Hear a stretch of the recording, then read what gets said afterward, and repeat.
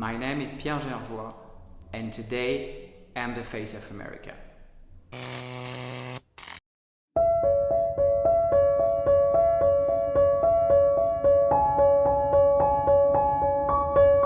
Hi, I'm Pierre Gervois, and I'm a painter. The first movie that I really remember, that really changed the person I am, was John Carpenter's Escape from New York. I remember it was in 1981, I was 12 years old. It was one of the first time I went to the movie theater to see an American action movie, and I was blown away by the vision of New York City. I just remember that movie. I've watched hundreds of movies in my life, and I distinctively remember I was at the movie theater, and I remember the smell, I remember the atmosphere. I really discovered New York City through Escape from New York, and this is such a good movie that has such a profound impact on the person I am, and that really defined my love for New York City. The second movie that really had an impact of me and that also defined me was All the President's Men. I saw this movie on television in the mid-1980s. In one sequence, I think it's Robert Redford or Dustin Hoffman who's taking a spiral bound notepad and is taking notes during the interview of a witness. And this object, this small object, the spiral bound notepad, became to me a symbol. And I don't know why I was fascinated by this spiral bound notepad. So the next day I went to a stationery store and I bought the same exact small notepad with lines and the spiral bound. And I tried to note some stuff on this pad. What was my first passion when I was young? I really think it's political journalism. A lot of my friends were interested into sports, into games. I was also interested a lot into video games, but the thing that really fascinated me was political journalism. And I do remember the election of Ronald Reagan and the election of François Mitterrand in France and all the political comments that follow these important events. And I really loved the way political journalists were interviewing politicians, the way they were shaping public discourse, the way political journalists had somehow more importance and more impact on society than the politicians. I realized that politicians were elected for a finite period of time, but the political journalists were here for 10 years, 20 years, 30 years, and they were still the person who were, in the end, having the power to tell us what we had to think. When did I know exactly the person I am? I knew who I was when I was 1988.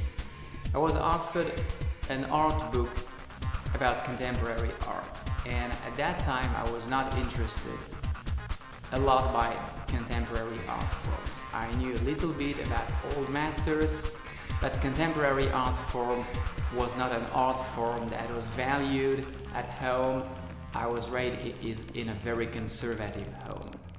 And it was a punch in the gut to see contemporary artists, in particular abstract expressionism. And the first painter that had a deep, deep impact on me was Barnett Newman. I saw the first Barnett Newman paintings in that book, and then I went at the Georges Pompidou Museum, and there was a large-sized Barnett Newman painting, and I was blown away. I approached my face from the canvas, and I could listen to the artist. I could see what Barnett Newman wanted to say. I could feel the extreme elegance and simplicity of his work. And I understood why he was doing what he was doing. Also, the other painters that influenced me were Ed Reinhardt, Soulage, and I started to paint, and I kept it for myself. I never show my paintings to anybody. So between 1988 and approximately 1998, so for about 10 years, I painted about 500 paintings and drawings. The memory of my first exhibition, I think it was in 1996 or 1997. At that time, I was student in Constitutional Law and Political Science College in Western Europe. It was a conservative college. The college wanted to present itself as a very progressive college, but actually it was not. Most of students were affluent, white students from privileged families. And I was playing my role. I was wearing every day a nice suit. I had luxury shoes. I had all the symbols of the petite bourgeoisie. And we had a phenomenal English teacher. He was an American scholar, Professor Robert Conrad. And the name of his English class was American Subculture. And during the first class, he came with a VHS videotape. He put it on the TV screen in the classroom, and there were samples of American televisions showing aspects of popular culture in the United States. And I thought to myself, wow, this is insane. We're in a very conservative environment, and we're seeing a new perspective on culture and politics. And this professor was and is still teaching. He's an amazing professor. And for our final project, he told us, okay, you can do whatever you want. You have to do an oral presentation in front of class. It has to be in English. You can do whatever you want. I decided to do a public art performance. So I brought a white canvas, paint, and brushes. And I arrived in front of the class where I was known to be a really nerdy student with not a very sparkling personality. And so I put the canvas on the whiteboard, saying nothing. I put the tube of paint, it was purple paint, a brush, and I start to do painting in front of the class. And I tell everyone, and also looking at the teacher, you know, the person you know is not actually me. I'm not interested by the same things you're interested.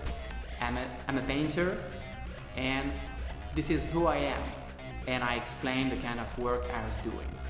Sadly, I lost the painting, so it was lost between movings in several apartments. This painting has been lost or destroyed. Nobody ever lit a fire in my heart when I was a teenager.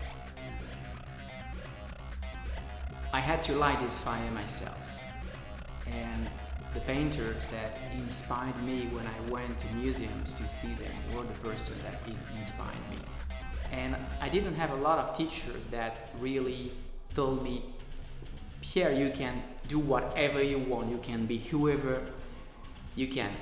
It just never happened. I had a couple of good teachers, but they didn't really took the time to mentor me, tell me the things I wanted, I needed to hear. So during all my childhood, teenage years, and even when I was in my 20s, I was a very weak person. I was constantly bullied. The painters that I came to see in museums were the ones that silently inspired me. Now I think it's my time to give back, and through my work to inspire people,